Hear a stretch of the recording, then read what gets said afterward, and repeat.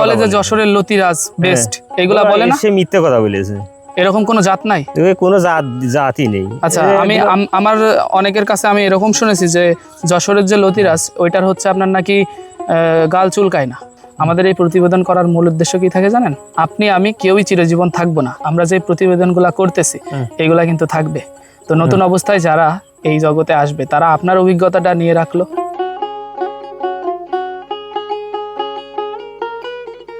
আসসালামু আলাইকুম দর্শক, আশা করছি আপনারা সকলেই ভালো আছেন। প্রিয় দর্শক, কৃষি বিষয়ক বিভিন্ন প্রতিবেদন এবং অভিজ্ঞ খামারি ও কৃষকের জ্ঞান ও অভিজ্ঞতা আপনাদের মাঝে ছড়িয়ে দেওয়ার জন্যই কিন্তু আমাদের এই নিয়মিত ছুটে চলা। তারই ধারাবাহিকতায় আজকে কিন্তু আমরা চলে আসছি একজন অভিজ্ঞ কৃষকের কাছে, যিনি লতি কচু চাষে বেশ সফলতা অর্জন করেছেন।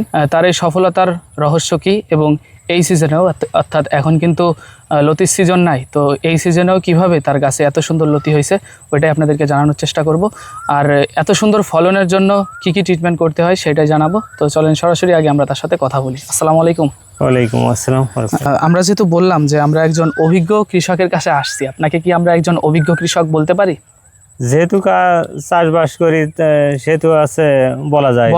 যেহেতু এখন বিকেল হয়ে গেছে, অর্থাৎ পড়ন্ত বিকেল, এই টাইমে আপনি জমির ভেতরে আর যাচ্ছেন না, সারাদিন অনেক পরিশ্রম করেছেন তো এর পেছনে নাকি? তা তো অবশ্যই। আচ্ছা, এবং সারাদিন এর পিছনে লেগে থাকতে হয়। তা তো যত পরিশ্রম করা হয় ততই আছে জিনিসটা ভালো হয়। ফসলের জগৎটাই তো এমন, যত পরিশ্রম করা হবে তত ভালোই হয়, বেশি সফলতা আসবে। আচ্ছা, সিজন না বলতে এটা আছে এক সিজনেই এটা চাষ, আর দীর্ঘ এক বছরে যেটা হয় সেটা তো শেষই হয়ে গেছে। আচ্ছা, আমরা আপনার আশেপাশে আরো বেশ কয়েকটা জমি দেখতেছি, ওই জমিগুলোর লতি তো এখনো একটা লতিও নাই, কিন্তু আপনার জমিতে এত বেশি লতি এখন থাকার কারণ কি? এটা মানে এক সিজনের 6 মাসের যে গাছগুলো, এর কারণে এগুলো রয়েছে। যারা এক বছর জগৎ যে গাছগুলো, সেই গাছে এখন লতি আর নাই, ওইগুলো শেষ। কিন্তু এই নতুন করে যে আছে ব্লকের সিজনে লাগানো হয়েছে, এই গাছগুলো প্রত্যেক জায়গায় আছে। কতদিন আগে রোপণ করেছিলেন আপনি এই গাছগুলো? পুষ মাসের দিকে। পুষ মাসের ভেতরে। আচ্ছা, কত মাস পর আজকে লতি আসছে এখানে? গাছ লাগানোর পর আছে 2 থেকে 2.5 মাস ভিতরে কম বেশি আস্তে আস্তে আসতে থাকে। এর শেষ ফুল না আসা তামাতি কম বেশ হতেই থাকে। ভালো ট্রিটমেন্ট করলে দেখা যাচ্ছে ভালো ফলন আশা করা যায়। আপনি কতটুকু জায়গার উপরে লতি চাষ করেছেন? আমি আছে মোট 11 কাঠা জমি। 11 কাঠা? হ্যাঁ। আচ্ছা, 11 কাঠা জমিতে আপনার কত খরচ আসছিল? এই হিসাব নাই, আনুমানিক দেখা যাচ্ছে লতি আসা তামাতি দেখা যাচ্ছে 10-20 হাজার টাকা মতো খরচ আসে। আচ্ছা, তারপরে এই 10-20 হাজার খরচের পর দেখা যাচ্ছে এবার কম বেশি আস্তে আস্তে আসতে থাকে। তারপরে দেখা যাচ্ছে ওখান থেকে খরচ করলে দেখা যাচ্ছে কিছু অংশ থাকে লাভের হার। এখান থেকে কেমন লাভ হওয়ার সম্ভাবনা আছে? হিসাব করলে দেখা যাচ্ছে যে সারের যে দাম, সেই তুলনামূলক লোকের যে টাকা দিতে পরিশ্রম, সেই তুলনামূলক সীমিত লাভ থাকে।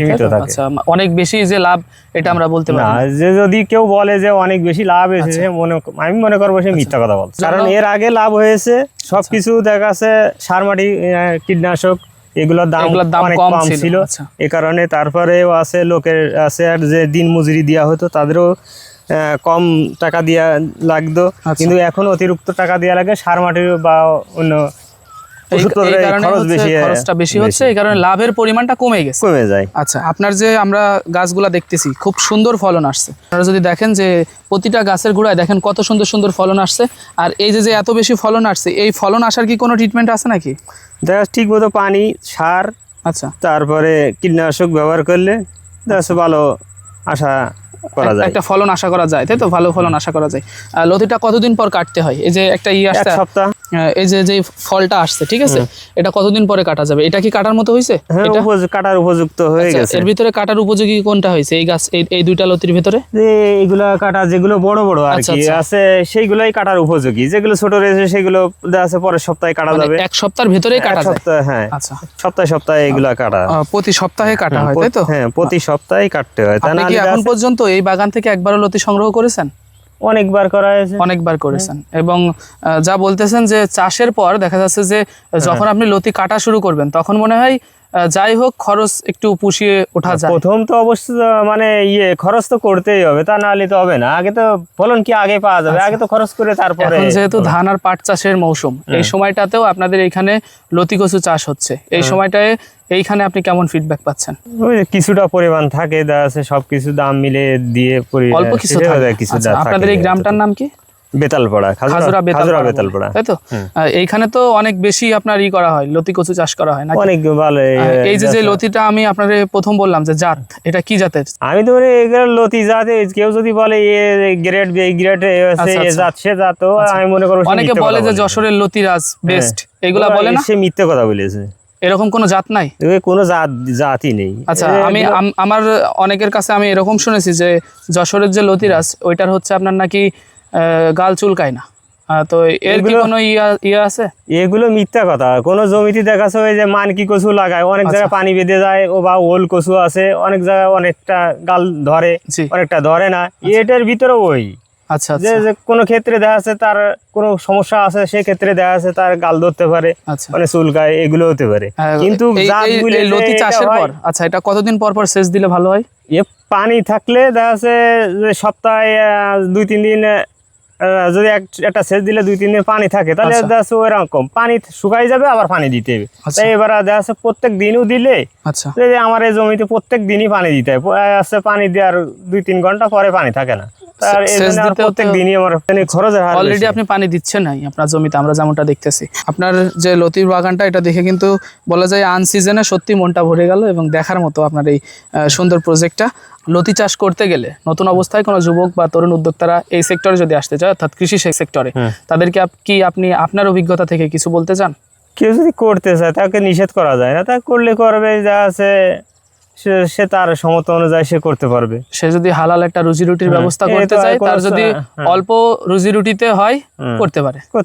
আচ্ছা, সেইখানে আপনার কাছ থেকে যদি তাদের কোনো পরামর্শ লাগে, আমাদের এই প্রতিবেদন করার মূল উদ্দেশ্য কি থাকে জানেন? আপনি আমি কেউই চিরজীবন থাকবো না, আমরা যে প্রতিবেদনগুলা করতেছি এগুলা কিন্তু থাকবে। তো নতুন অবস্থায় যারা এই জগতে আসবে, তারা আপনার অভিজ্ঞতাটা নিয়ে রাখলো, এটাই তারা যদি এটা নিয়ে রাখতে পারে, আপনি কিন্তু বলা যায় আমাদের সবারই তো একদিন বলা যায় মারা যেতে হবে। তো আমরা এইগুলার কারণেও কিন্তু সে কিন্তু একটু হইলেও আমাদের জন্য দোয়া করবে। না, তা তো অবশ্যই, এটা তো সঠিক। সঠিক। তো যে সার মাটি ঠিক মতো দিলে বাগানে বেশ সুন্দর একটা ফলন আশা করা যায়। পরিশ্রম করতে হবে সবচেয়ে বড় কথা। এবং আপনার বাগানটায় আমরা দেখতেছি কোনো জায়গায় আগাছা নাই। হ্যাঁ, পরিষ্কার করতে হবে। আচ্ছা, আগাছা পরিষ্কার সবসময় রাখতে হবে, এবং পচা ফুচকো দেখা যাচ্ছে থাকবে না, এগুলো তাহলে সবচেয়ে ভালো হবে। 2-1টা গাছ যদি পচা থাকে সেগুলো উঠাই ফেলতে হবে। উঠানো দেখা যাচ্ছে তার ঠিক মতো একটু ওষুধ পানি দিলে, পচার ওষুধ দিলে যেগুলো আস্তে আস্তে ঠিক হয়ে যাবে। আচ্ছা, এই সার হিসাবে কি দেন আপনি? রাসায়নিক সার হিসাবে দেখা যাচ্ছে ফসফেট, আচ্ছা, ইউরিয়া, তারপরে এমনি আছে দস্তা ফসা দিয়ে, দস্তা এগুলো দিয়ে, তারপরে এসওপি, এগুলো মানে বিভিন্ন। খালি কতদিন পর পর দিতে হয়? সপ্তাহে, মানে সপ্তাহে লতি উঠানো পড়বে, সপ্তাহে আবার দিয়ে প্রতি সপ্তাহে সার দিতে হয়। প্রতি সপ্তাহে। এই জন্য আপনি বললেন যে এইখানে যেই পরিমাণ খরচ হয়, খরচের থেকে বলা যায় লাভ উঠাইতে গেলে অনেক কষ্ট হয়ে যায়। অনেক কষ্ট, কিছুটা থাকে, মানে সপ্তাহের দাম বেশি, এই কারণে দেখা যাচ্ছে কিছুটা। তো সরকারের কাছে অনুরোধ থাকবে, কিছু সারের দাম যদি আপনারা কমাইতে পারেন, সেক্ষেত্রে আমাদের কৃষক ভাইরা অনেক বেশি লাভবান হতে পারবে। কিছুটা তার যে শ্রম করবে, তার শ্রমিক কিছুটা, এবং এখন শ্রমিকের মূল্যও অনেক বেশি। আমরা দেখলাম আপনার এখন অনেক বেশি সময় আমরা নিয়ে নিছি হয়তো ইসের ভেতরে, বলা যায় এখন তো একটু দেখতেছিলেন জাস্ট আপনি, এখন তো কাজ করার সময় না। তো এর মধ্যে থেকে আমাদেরকে আপনার মূল্যবান সময় দেওয়ার জন্য অসংখ্য ধন্যবাদ। আপনার বাগানটা আল্লাহ তাআলা পরিপূর্ণ করে দিয়েছে, অ্যান্ড ভবিষ্যতে আপনার এই বাগানটা আরো বেশি পরিপূর্ণ হোক, দোয়া রইল আপনার জন্য। ভালো থাকবেন আপনি। আসসালামু আলাইকুম। ওয়ালাইকুম আসসালাম।